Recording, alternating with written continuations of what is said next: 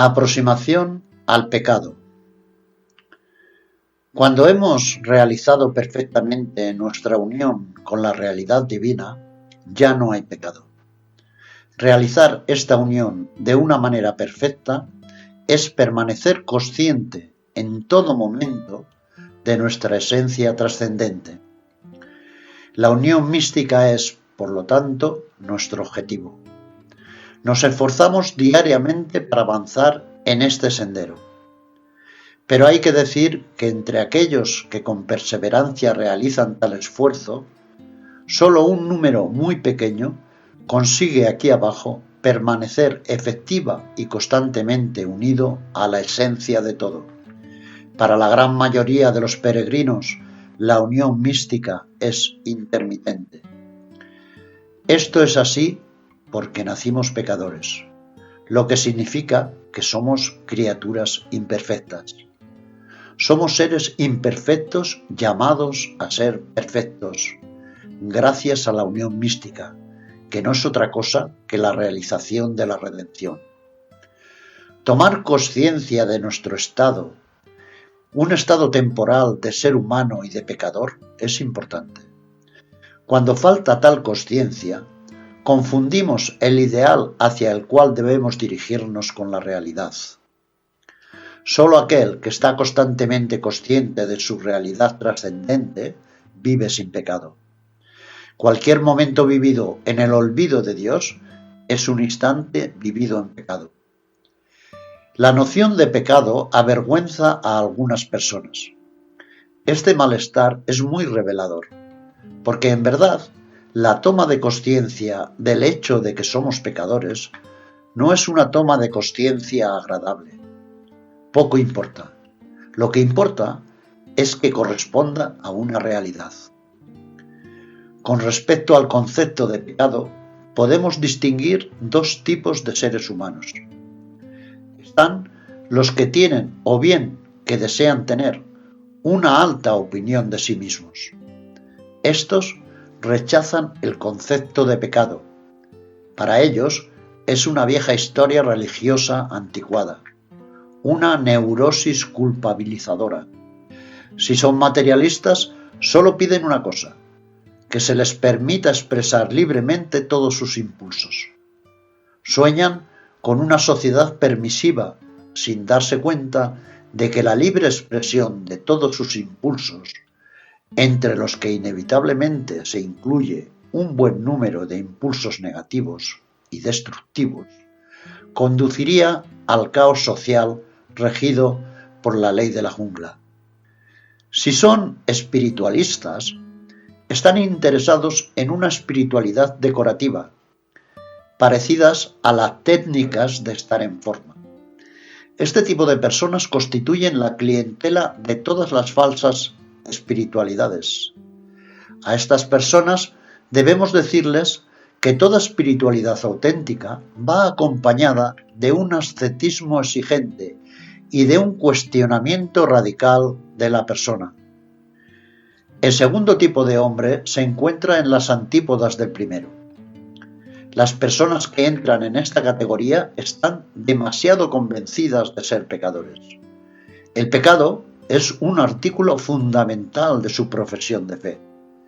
Es algo definitivo e irremediable. Su pesimismo, su rechazo a las alegrías de la vida, su necesidad patológica de sentirse inferiores, se ampara en la noción de pecado y se justifica por él. Estas personas engendran sociedades puritanas, forzadas, secas y taciturnas. Su espiritualidad sabe a cerveza rancia. Desconfían del esoterismo. Cuando se les dice que la realidad profunda del ser humano es Dios mismo, fuente de toda perfección, se escandalizan y consideran esto como una blasfemia.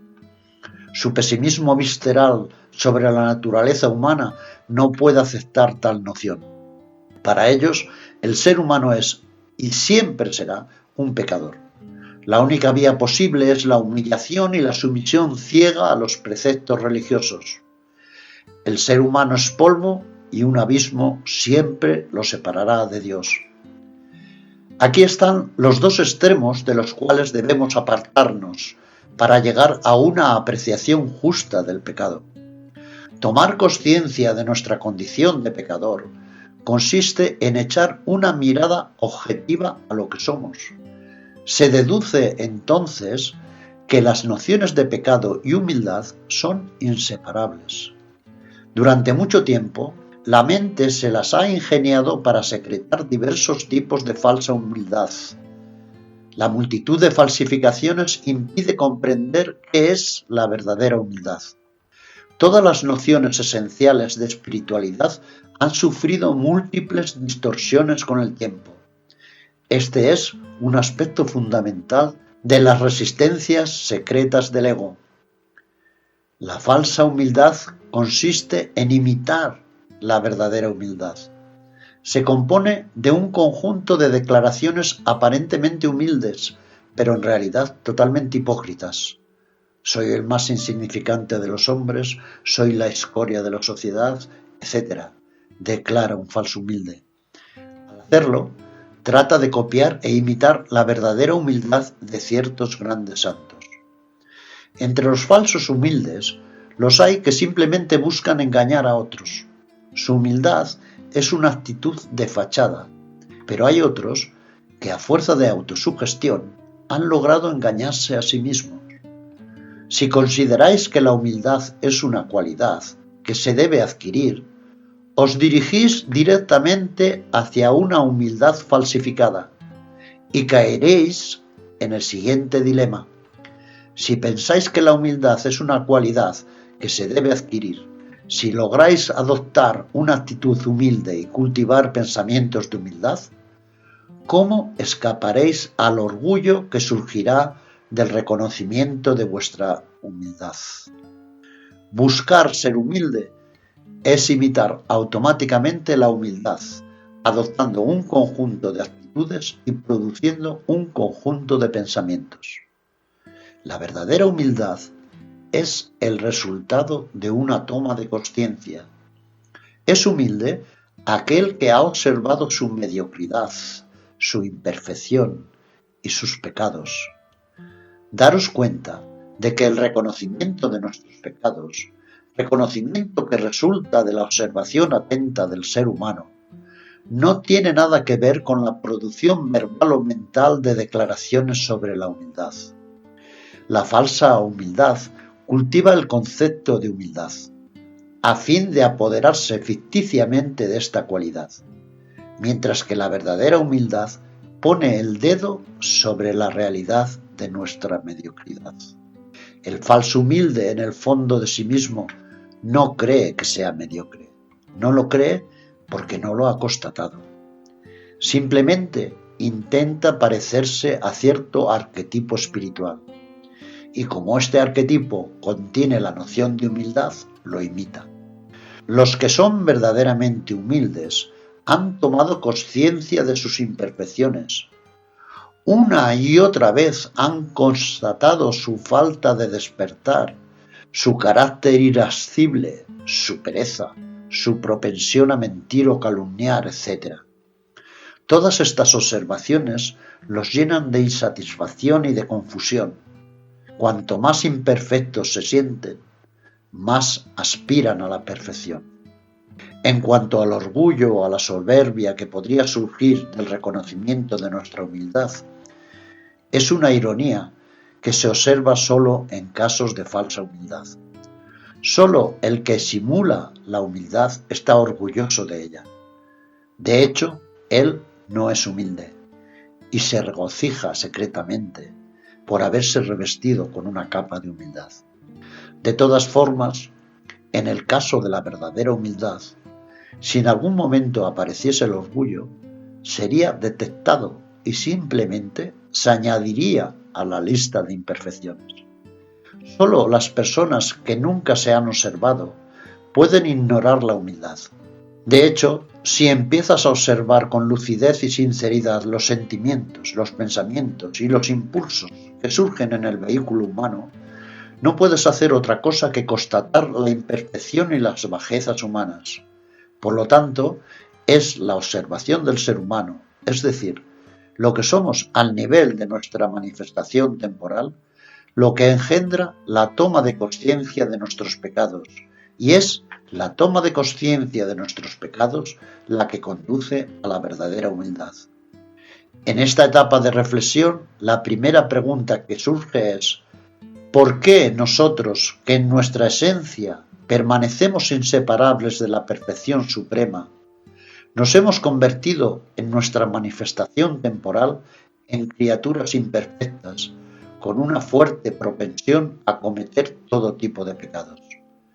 La respuesta es la siguiente: para separarnos de la perfección absoluta, tuvimos que convertirnos necesariamente en pecadores, algo que se expresa con el símbolo del árbol del bien y del mal. Así pues, la imperfección era el precio que uno tenía que pagar para convertirse en una individualidad. Convertirse en una individualidad es salir de la indistinción original que es la fuente de toda perfección. Esta salida es una caída en el mundo de la materia y del pecado. Gracias a esta caída nos hemos convertido en un ser independiente, pero esta adquisición no está acompañada por la terrible pérdida de nuestra realidad trascendente. He aquí por lo que debemos lograr la redención, en la cual la individualidad, conservando la individualización adquirida, se fusiona con su propia esencia al poner fin a la ilusión de la separación. A través del proceso de creación, Dios, la única realidad, se convierte en la aparente multiplicidad de criaturas vivientes. Al hacerlo, da y comparte el hecho de ser en una miríada de consciencias de existir. Este es el don supremo de Dios. La creación es la manifestación de la efusión de su amor. Este regalo es al mismo tiempo el sacrificio supremo, por el cual Dios se inmola para dar a luz a lo múltiple. El que es todo perfección y todo poder, debe aceptar volverse imperfecto, limitado, para que nazca lo múltiple. Debe permitir la aparición del pecado y debe cometer pecado a través de las criaturas vivientes. En una palabra, debe perder su divinidad y descender al nivel de la criatura, convirtiéndose en las criaturas. El sacrificio de Cristo es el símbolo terrenal del sacrificio de Dios. Es sólo el símbolo y no el límite, porque no es sólo en Cristo que Dios acepta la crucifixión de la encarnación, sino en toda criatura viviente.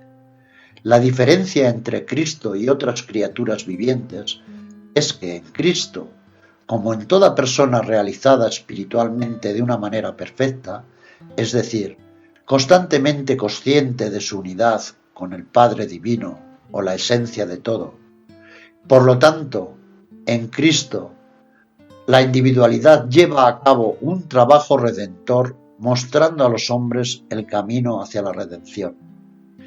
En varias tradiciones no cristianas, la noción de sacrificio divino se expresa de manera perfecta, cuando decimos que el universo es la consecuencia del sacrificio o desmembramiento del ancestro original. Este es también el significado esotérico del desmembramiento de Osiris y Dionisio. Originalmente, dicen los Vedas, Dios se sacrifica para que nazca lo múltiple. Es la tragedia cósmica a la que Dios consiente por amor.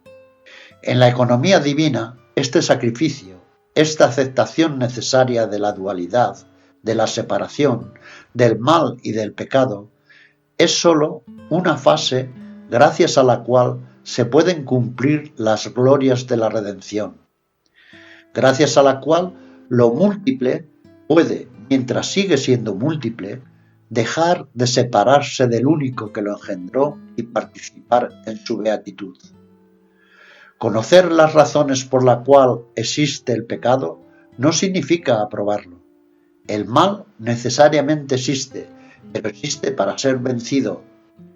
Fundamentalmente, el pecado es el resultado de nuestra separación de Dios. Es porque no somos conscientes de nuestra realidad divina que su luz no nos ilumina. Por lo tanto, lograr nuestra redención consiste en tomar conciencia en todo momento de nuestra esencia trascendente.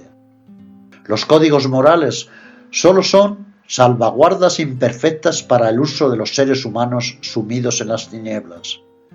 No es de ellos de donde proviene la verdadera perfección. La liberación del pecado y el despertar son inseparables. El despierto cumple espontáneamente todo lo que le dicta la inspiración divina, sin ser tocado por la sombra del pecado. Al observar que, a pesar de nuestros esfuerzos diarios, a menudo permanecemos alejados del despertar y por lo tanto en un estado de pecado, se deben evitar dos errores. Primero, es preciso evitar el uso de la noción del pecado para justificar nuestra debilidad. Una aplicación de esta idea sería renunciar a hacer esfuerzos diarios para liberarnos del pecado. Se trata de decirse a uno mismo: no puedo hacer nada al respecto porque soy un pecador. Es una posición impía. Cuanto mayor es la consciencia de nuestros pecados, más se intensifica el deseo de liberarnos de ellos. Sin ardor no se obtiene nada. Al observar la imperfección del ser humano, debemos aspirar constantemente a la perfección que resulta del despertar a nuestra esencia trascendente. La consciencia del pecado debe convertirse para nosotros en un tormento insoportable, y es precisamente porque ese tormento es insoportable que encontramos con una energía cada vez mayor la fuerza para escapar, para terminar escapando definitivamente de él. El segundo error consiste en desesperarse ante nuestros pecados y nuestra impotencia. El primer error es la pasividad de la pereza. El segundo error es la pasividad del desánimo. Cualesquiera que sean nuestras faltas e imperfecciones, hemos de saber que estamos hechos para la perfección y que inevitablemente la alcanzaremos si a pesar de todos los obstáculos sabemos perseverar en el camino del despertar. La esperanza en Dios es la clave de la salvación.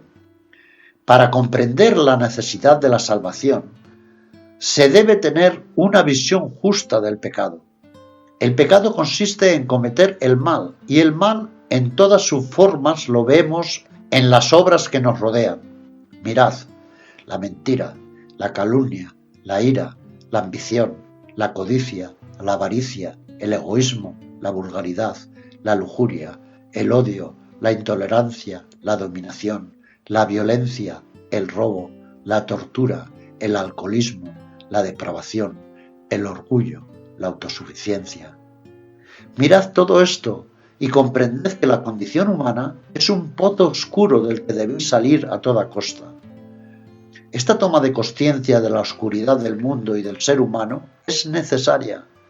Cuanto más fuerte sea, más apasionadamente buscaréis los horizontes soleados del despertar. El ardor espiritual nace de la observación de la abyección. En verdad, estáis inmersos en un charco de inmundicia y no lo sabéis.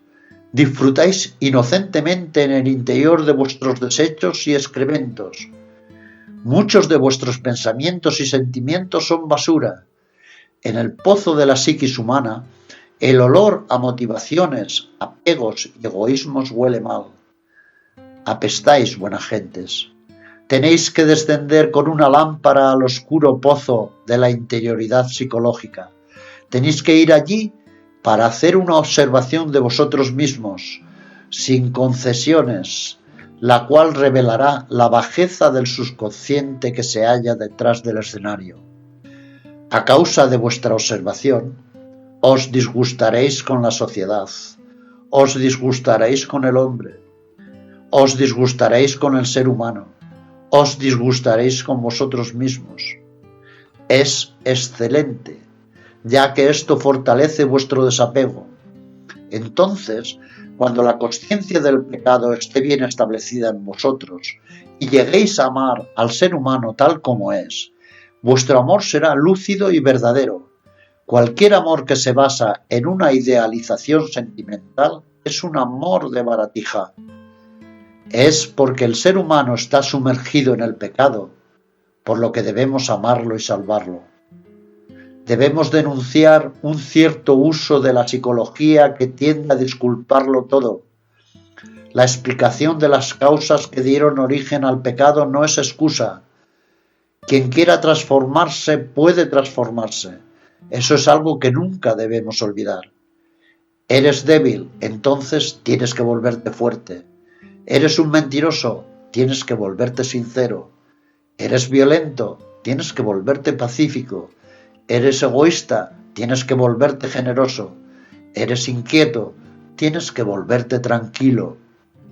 El fatalismo es una abyección que golpea el mensaje de todas las religiones. Este se resume en el mandato: vuélvete puro, conviértete en perfecto. Si te lo recomiendan, es porque el ser humano es un ser inacabado. Eres una larva y las enseñanzas te dicen: conviértete en una mariposa. Lo que eres no es importante, lo que importa es en lo que debes convertirte. El fatalismo obstaculiza toda evolución. El ser humano debe con todas sus fuerzas querer convertirse en un ser de luz.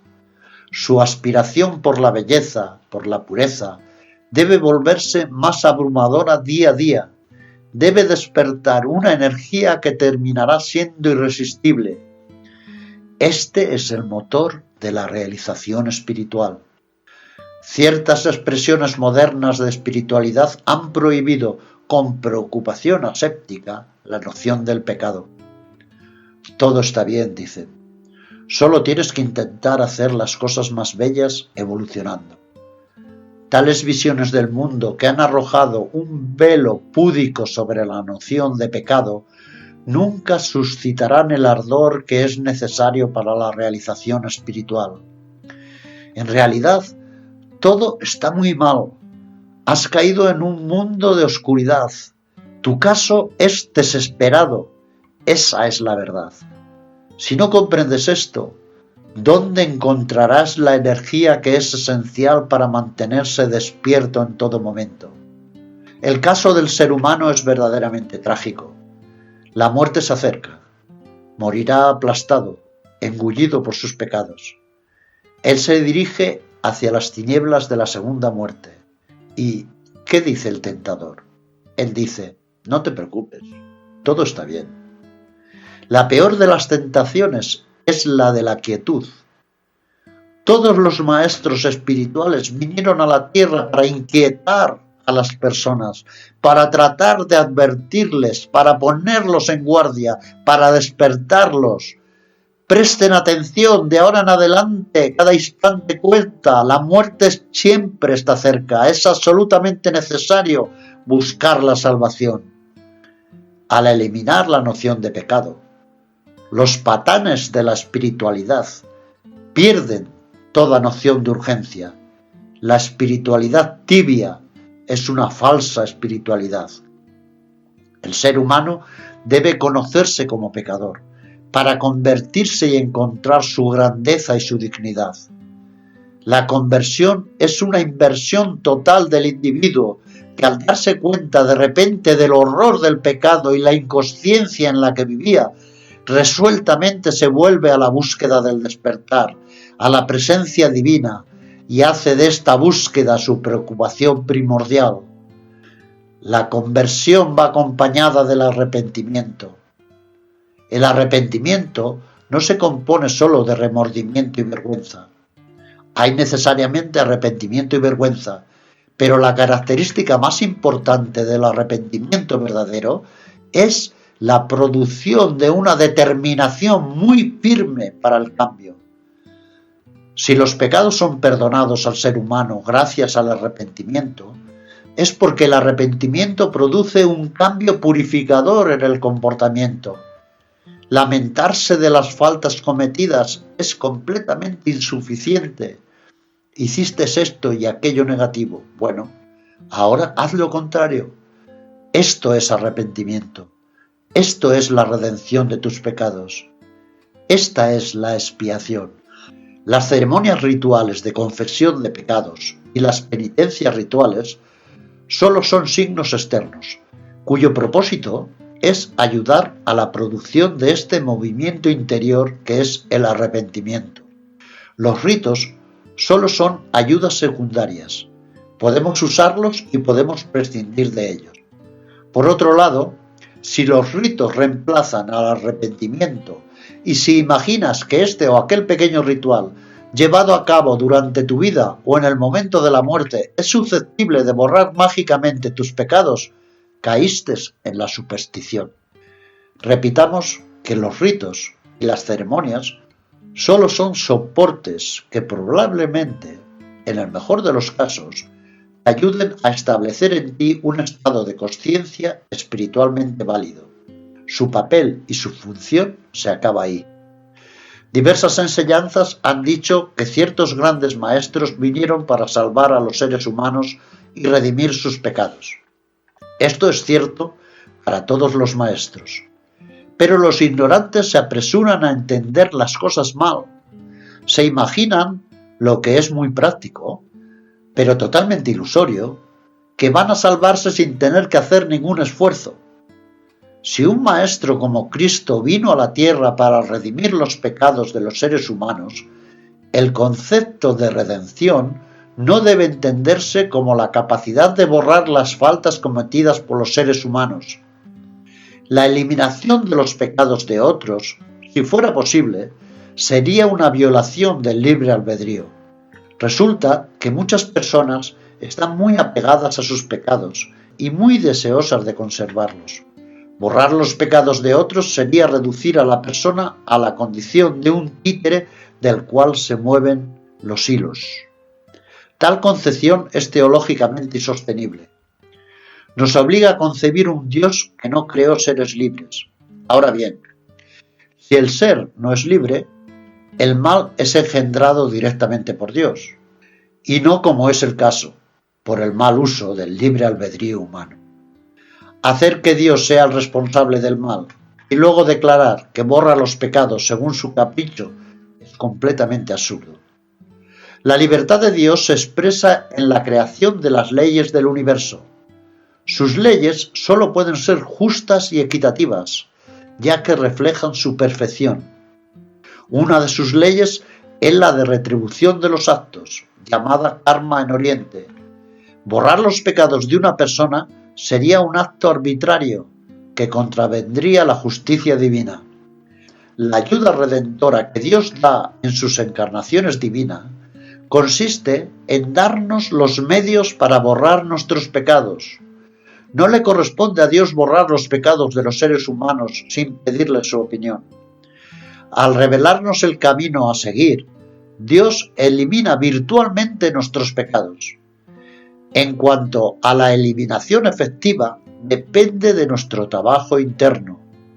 Como dice el Buda, uno mismo hace el mal, uno mismo deshace el mal. El simbolismo de la redención de los pecados debe entenderse de la siguiente manera. Al encarnarse Jesús de Nazaret, Moisés, Mahoma, Buda, Sankara y los otros grandes maestros, vienen a la tierra para acuñar una nueva moneda espiritual, gracias a la cual los seres humanos pueden redimirse. Al darnos su enseñanza, al verter sobre nosotros su influencia espiritual, simbólicamente nos dan la cantidad que necesitamos para comprar nuestra libertad y dejar de ser esclavos del mundo. Sin embargo, si mantenemos el precio de nuestra salvación en el fondo de nuestro bolsillo, o si lo malgastamos, permanecemos en nuestra condición de esclavos. Al hacer el sacrificio de venir a la imperfección de la condición encarnada y al darnos su enseñanza, los grandes maestros nos trajeron la posibilidad de la redención. Sin embargo, es sólo por nuestros propios esfuerzos y aprovechando las enseñanzas de los maestros que realizaremos esta redención, y que nuestra salvación potencial se hará efectiva. Si los grandes maestros no hubieran venido y no continuaran inspirando a quienes confían en ellos, si los iluminados no hubieran enseñado un sendero, no habría sendero. Los maestros deben darnos una redención y una remisión potencial para que podamos llevar a cabo de forma efectiva nuestra redención y nuestra remisión. Por lo tanto, entendemos que las doctrinas que insisten en la necesidad absoluta de la gracia y las doctrinas que insisten en la necesidad de los esfuerzos personales son en conjunto correctas. Sin la gracia nada sería posible, pero sin el esfuerzo individual las posibilidades de abrirnos a la gracia resultan vanas. Todos los pecados pueden ser perdonados, es decir, borrados por nuestro arrepentimiento, excepto el pecado contra Dios. El pecado contra Dios consiste en encerrarse internamente a la vía de la inspiración divina y de sus exigencias. El pecado contra Dios no puede ser borrado, porque al impedir el arrepentimiento, este pecado nos priva de los medios por los cuales podríamos borrarlo. Es esta inspiración del Espíritu Divino, del Espíritu Santo, dirían los católicos, lo que nos muestra el camino de la redención enseñada por los maestros. Somos guiados externamente por los escritos de los maestros, somos guiados internamente por la inspiración. Para los que se arrepienten, hay remisión de los pecados. Recordemos que el verdadero arrepentimiento contiene el arrepentimiento por las faltas cometidas, pero sobre todo una modificación firme del comportamiento. La remisión de los pecados es, por lo tanto, una consecuencia de la ley del karma, es decir, de la justa retribución por los actos. Al cesar de cometer el mal, gracias a nuestro arrepentimiento y al hacer el bien, borramos los pecados que determinaban nuestro destino futuro. Nuestros actos, sentimientos y pensamientos luminosos borran la huella dejada por los actos, sentimientos y pensamientos tenebrosos. Quien haya hecho un átomo de mal, lo verá, dice el Corán. Esta es la ley que se aplica implacablemente a aquellos que no se arrepienten. Por el cambio radical de comportamiento que implica el arrepentimiento, redimimos nuestros pecados. Estos se eliminan del libro simbólico donde fueron grabados. Ahí reside la clemencia y la misericordia de Dios. Después de nuestra muerte, solo debemos soportar el peso de los pecados que no nos han sido redimidos aquí abajo. Pesaremos cada átomo de mal que no haya sido redimido. En el campo de las leyes cósmicas, solo puedes comprar algo a su precio justo.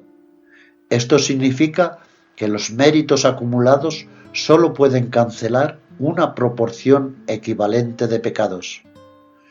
Dejar la dicha trascendente para venir a una condición encarnada.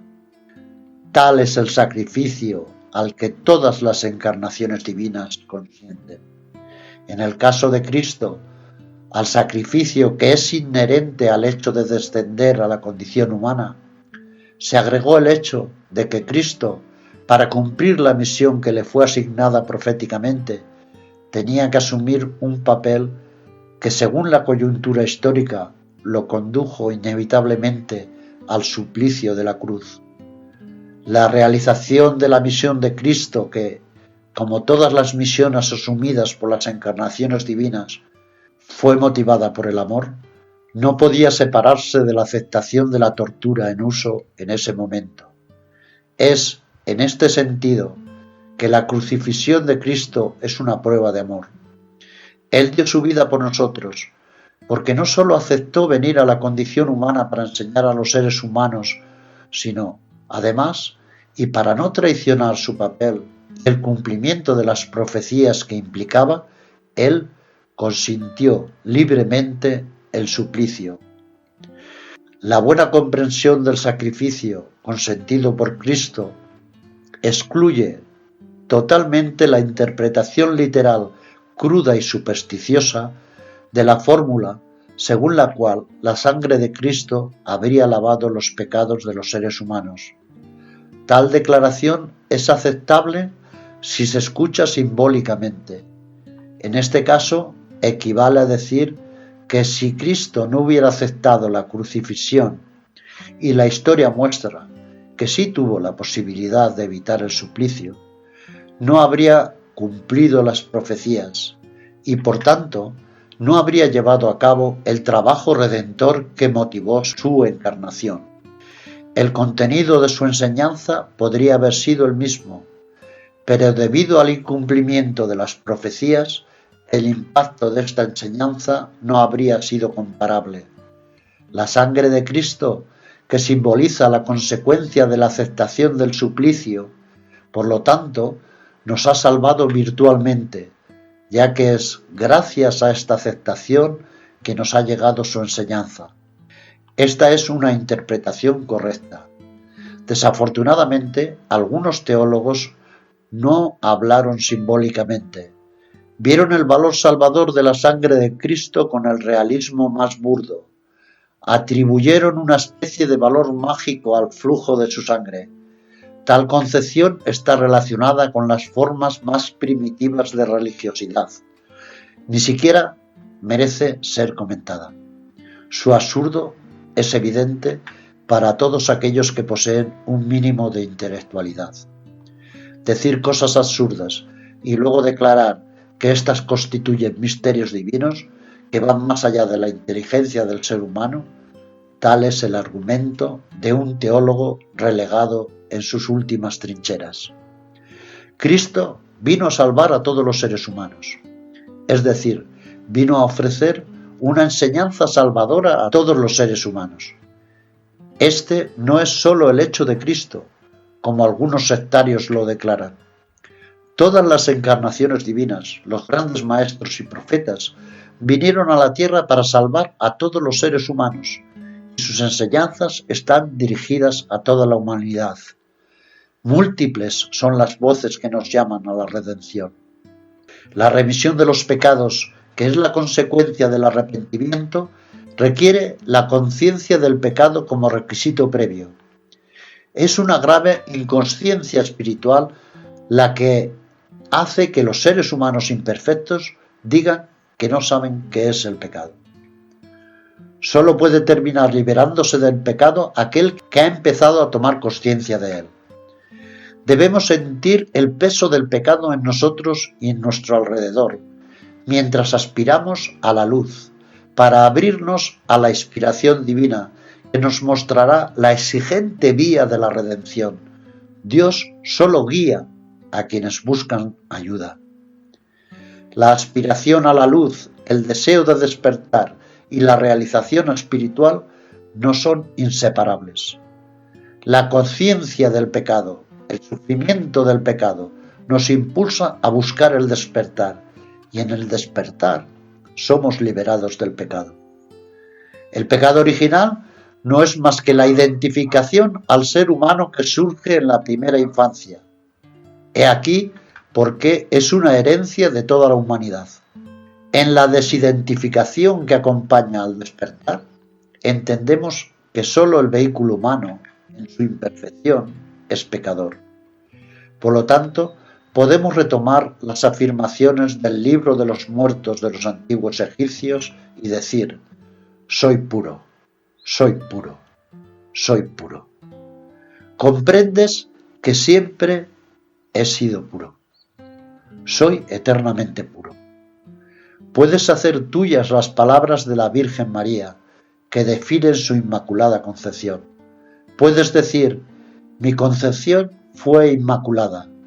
Lo que realmente soy nunca ha sido tocado por el pecado. Tomar conciencia de nuestra pureza y permanecer consciente de ella es volverse efectivamente puro. En la Biblia, Dios nos dice: sé santo, porque yo soy santo. La santidad no resulta del perfeccionamiento del vehículo humano, No hay en el mundo de las cosas temporales, relativas y efímeras un vehículo humano totalmente perfecto. Si la santidad resultara del perfeccionamiento del vehículo, como algunos han creído, las palabras divinas serían irrealizables. Por otro lado, si dejamos de identificarnos con el ser humano, encontramos en lo más profundo de nosotros mismos la presencia de la santidad divina. Al reconocer que esta presencia es nuestro sí, nuestro Atma, nos damos cuenta de nuestra santidad y de nuestra pureza eterna. Cuanto más nos damos cuenta, más la hacemos efectiva. La redención y la liberación del pecado se pueden resumir de la siguiente manera: de un instante a otro, sé consciente de la atemporalidad, la eternidad, la pureza, la santidad y la divinidad de tu naturaleza profunda. En verdad, no eres este ser humano imperfecto y pecador. No perteneces a este mundo tenebroso. No eres eso, no eres eso. Neti, neti, dicen los Upanishads.